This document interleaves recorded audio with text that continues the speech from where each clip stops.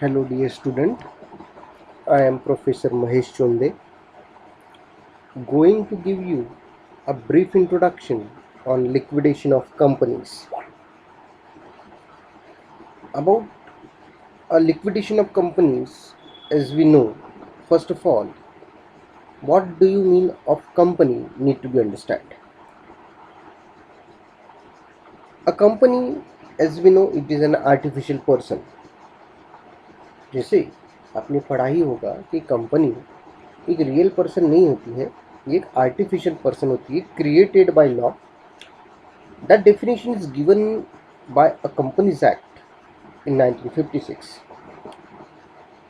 Under Companies Act 2013, the company can be a legal person.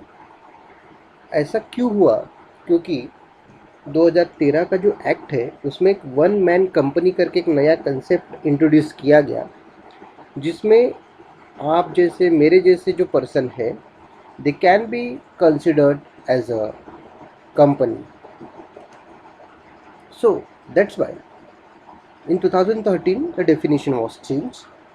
A joint stock company is not only being an artificial person. तो एक joint stock company एक artificial person भी हो सकती थी और एक legal person भी हो सकती थी. Now so हम लोग 1956 एक्ट को ही कंसिडर करके आगे बढ़ते हैं. सो अ कंपनी एक आर्टिफिशियल पर्सन होती है which is created by law, and the thing which is created by law can be stopped by a law again. Simple है.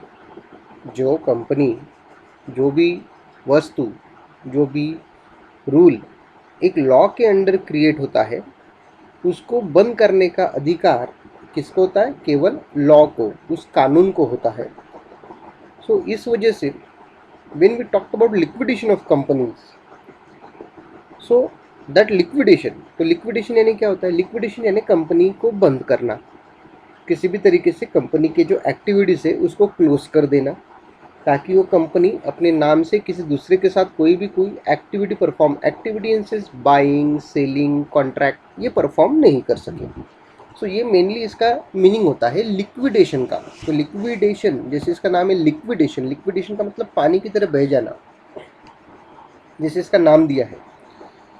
So when a company going to dissolve यानी बंद हो जाती है और स्विच ऑफ देयर ऑपरेशन और not continuously being doing his objective, ऐसा बोल सकते हैं कि जो अपने ऑब्जेक्टिव्स पूरा नहीं कर पा रही है या फिर नहीं करना चाहती है, जो बंद हो जाना चाहती है, तो that company have to going into liquidation. उस कंपनी को क्या करना पड़ता है? खुद को लिक्विडेट करना पड़ता है. लिक्विडेट करना मतलब अपने पूरे असेट्स बेच के अपने जो भी देनदार रहेंगे उनको उनका पैसा दे देना है और अपने बिजनेस एक्टिविटीज़ को बंद कर देना है. सिंपल सा मीनिंग है इसका लिक्विडेशन का. So when we talked about the liquidation can be a three types. That can be three types. The first, it is amalgamation और रिकन्स्ट्रक्शन. इसमें क्या होता है अमालगमेशन और रिकन्स्ट्रक्शन में? अमालगमेशन और रिकन्स्ट्रक्शन ये चैप्टर आपको थर्ड ईयर में 5th सेम में रीड करने को मिलेगा. मैं इसका एक सिंपल सा मीनिंग बता देता हूँ कि अमालगमेशन में क्या होता है, टू कंपनीज मर्ज होती है and becomes a third company, और टू और मोर कंपनीज वी कैन से, दो से ज़्यादा कंपनियां मिलके तीसरी कंपनी बनती है. तो डेफिनेटली जो दो कंपनियां हैं वो बंद होती है और तीसरी कंपनी बनती है, उसको हम लोग बोलते हैं अमालगमेशन. दूसरा होता है रिकन्स्ट्रक्शन. रिकन्स्ट्रक्शन का मतलब उनको अपने बिजनेस चलाने में बहुत सारी तकलीफ़ें आ रही है तो वो अपने कंपनी को रिकन्स्ट्रक्ट करते हैं. रिकन्स्ट्रक्ट का मतलब कुछ फेसिक चेंजेस करना. जैसे सिंपल सा एग्जांपल है ना, आज के सिंपल से एग्जांपल ले सकते हैं कि अगर किसी के दांत बहुत बड़े हैं, है ना, तो उसको लगता है कि नहीं यार मैं बाहर दूसरे लोगों के सामने कैसे जाऊँ, क्या जाऊँ, तो वो क्या करता है अपने दांतों में पिन विन लगा के उसको शेप चेंज करता है. उसको बोलते हैं रिकन्स्ट्रक्ट करना. वैसा एक कंपनी के साथ भी होता है. कि कंपनी को लगता है कि यार हमारा कुछ बिजनेस चलाने में थोड़ा सा प्रॉब्लम क्रिएट हो रहा है, in that case they make changes in their balance sheets, some plus minus चीज़ें होती है, you have to be that you have a chance to read that all that things in your next year in accountancy. So there is a reconstruction. A second one is a dissolution. I mean, dissolution, what does it mean by? When the life of company end, that is known as a dissolution. Means, as we know, a company is an artificial person, and artificial person don't have any life as like a human being. आपकी और मेरे जैसी कोई life नहीं होती है company की, तो भैया 50 साल जिएगी कंपनी, उसके बाद में मर जाएगी कंपनी, ऐसा कुछ है क्या? नहीं. So what does mean dissolution? So in case of dissolution you can say company अपने ऑब्जेक्टिव्स कंप्लीट कर देती है ना, एक पर्टिकुलर किसी एक स्पेसिफिक ऑब्जेक्टिव के लिए बनती है company, and when it and then director decided it to go to dissolution, भैया बंद कर देते हैं बिजनेस को. सो होता है dissolution. And another is winding up. Now in case of winding up, so dissolution और winding up near about same ही है ना. लेकिन डिसोल्यूशन में क्या होता है कि उनका ऑब्जेक्टिव खत्म हो गया, उनका लाइफ खत्म हो गया, कंपनी ने वो डिसाइड, मेंबर ने डिसाइड किया था हम 25 साल चलाएंगे, उसके बाद बंद करेंगे, 25 साल खत्म हो गया, डिसॉल्व हो गई कंपनी, है ना. अरे चालू करती हुई डिसाइड किया होगा, वो dissolution. And in case of winding up, तो वाइंडिंग अप में it is not a limited with time limit as in case of dissolution. जैसे डिसोल्यूशन में मैं अभी एग्जांपल दिया कि भैया मेंबर ने डिसाइड किया 50 साल चलाएंगे, 50 साल खत्म हो गया और कंपनी बंद हो गई, इट इज डिसोल्यूशन. लेकिन वाइंडिंग अप में ऐसा नहीं है. वाइंडिंग अप में क्या होता है, व्हेन इट फाइंड दैट कि ऐसा लग रहा है कि कंपनी अपने ऑब्जेक्टिव्स के खिलाफ जा रही है, कंपनी अपने ऑब्जेक्टिव्स को पूरा नहीं कर पा रही है, या फिर कुछ घोटाले वोटाले हो रहे हैं, तो उस केस में कंपनी को बंद किया जाता है, is known as a winding up. ये आपको समझना है कि डिसोल्यूशन में कंपनी खुद होकर डिसॉल्व हो जाती है, अपने आप घुल जाती है, बंद हो जाती है. But in case of winding up, so winding up we can be say it was a forcefulment of dissolution. जबरदस्ती से कंपनी को बंद कर देना, तो उसको हम लोग वाइंडिंग अप बोलते हैं. सो मेथड ऑफ वाइंडिंग अप, जैसे मैंने आपको ये तीन तो बता दिया आपको, अमालगमेशन, रिकंस्ट्रक्शन क्या होता है, डिसोल्यूशन क्या होता है, winding up. So in case of winding up there are the three methods. The first one is compulsory liquidation by court. Court जो है वो खुद बोल देता है भैया बंद करो, अपने धंधे जो है वो बंद कर दो, कोई जरूरत नहीं है तुम लोगों की, है ना. तो और वो कब होता है, जब कंपनी किसी लॉ को तोड़ रही है, जब कंपनी किसी रूल को तोड़ रही है. कंपनी यानी कंपनी थोड़ी तोड़ती है, डेफिनेटली कंपनी चलाने वाले तोड़ेंगे ना. सो तब क्या होता है, तब कोर्ट उस कंपनी के सारे पार्टीज को नोटिस प्रोवाइड करती है कि भैया तुम्हारी कंपनी इस तरीके से रूल तोड़ रही है और हमको नहीं लगता है कि तुम्हारी कंपनी ने आगे बढ़ना चाहिए, तो हम उसको बंद कर दे रहे हैं. So that is compulsory liquidation by the court.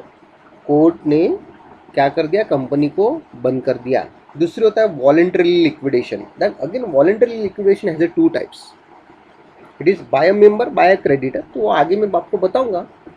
So voluntary liquidation में कहता है वॉलंटरली, जैसे इसका नाम ही है वॉलंटरली, खुद की इच्छा से मेंबर्स को लगता है या फिर क्रेडिटर्स को लगता है कि नहीं यार कंपनी को बंद कर देना चाहिए, कुछ हो रहा है. मेंबर्स यानी कौन, मेंबर्स यानी share holder, not a board of directors. Creditors are दोस्त जिसने कंपनी को उधार दिया है. तो जब मेंबर्स को लगता है कि डायरेक्टर ढंग से कंपनी नहीं चला रहे हैं और ना ही उनको चलाने आ रही है, तो वो भी वॉलंटरली मतलब खुद की इच्छा से कंपनी को बंद करवा सकते हैं. Same in case of creditor, वो भी वॉलंटरी लिक्विडेशन में आता है. And third one is liquidation under the supervision of the court. Now what is a difference between compulsory liquidation by the court and liquidation under the supervision of the court? So I will be explaining.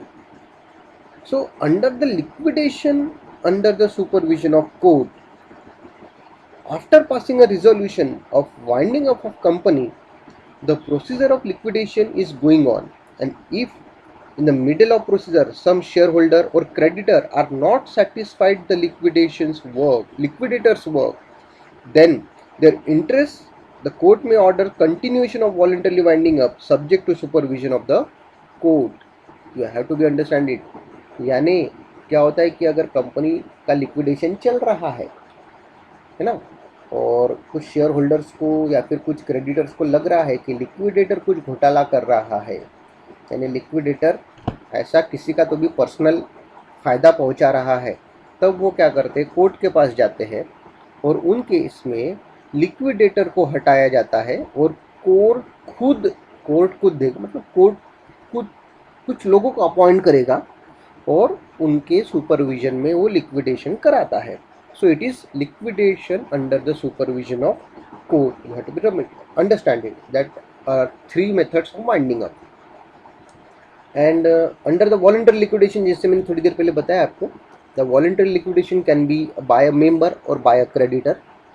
तो by a member के बारे में थोड़ा सा बता दूं आपको कि जब डायरेक्ट मेंबर्स यानी शेयर होल्डर्स को लगता है कि बोर्ड ऑफ डायरेक्टर कुछ सही तरीके से काम नहीं कर रहे हैं और कुछ घोटाला कर रहे हैं जिससे हमारे पैसों को नुकसान पहुंचा जा सकता है या फिर नुकसान हो सकता है, तो उस केस में जो मेंबर से शेयर होल्डर जो है वो एक मीटिंग बुलाते हैं, जिससे जनरल मीटिंग होती है ना, उसको स्पेशल मीटिंग होती है, स्पेशल एनुअल जनरल मीटिंग होती है ना.